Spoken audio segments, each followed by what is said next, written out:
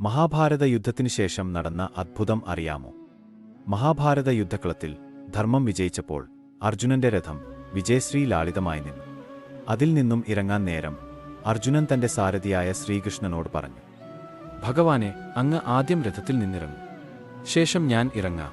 ഇല്ല അർജുന, നീ ആദ്യം ഇറങ്ങൂ.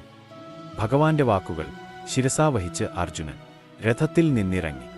പിന്നാലെ ശ്രീകൃഷ്ണനും താഴെ ഇറങ്ങി. രഥത്തിന്റെ താങ്ങായി നിന്ന ശേഷനാഗം തന്റെ കർത്തവ്യം പൂർത്തിയാക്കി പാതാള ലോകത്തേക്ക് മടങ്ങി. രഥത്തിന്റെ കൊടിമരത്തിൽ വിരാജിച്ചിരുന്ന ഹനുമാൻ സ്വാമിയും അപ്രത്യക്ഷനായി.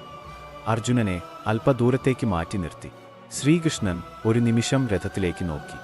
അടുത്ത നിമിഷം ആ തേർ തീ പിടിച്ച് കത്തിച്ചാമ്പലായി.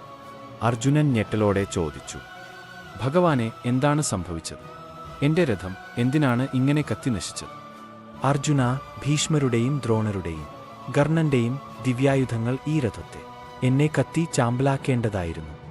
എന്നാൽ നിന്റെ രഥത്തിന്റെ പതാകയിൽ ഹനുമാൻ വസിച്ചിരുന്നതുകൊണ്ടും ഞാൻ സാരഥിയായി ഉണ്ടായിരുന്നതുകൊണ്ടും രഥത്തിനു താഴെ ശേഷനാഗം താങ്ങായി നിന്നിരുന്നത് കൊണ്ടുമാണ് ഈ രഥം ഇത്രയും നാൾ നിലനിന്നത്.